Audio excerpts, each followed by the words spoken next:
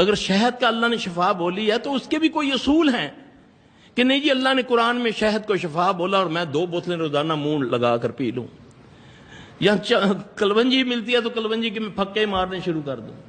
ایسا نہیں ہے.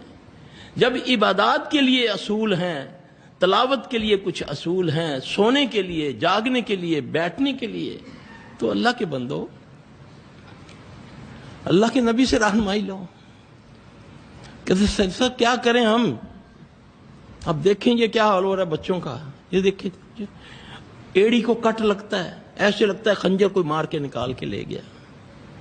بیٹھے ہوئے اور ایک اتنے بڑے مکہ سے آئے، وہ کہتے یار نہیں بچہ پڑھائی تو نسدا پیا تے آپ ہی کچھ مار لیندا.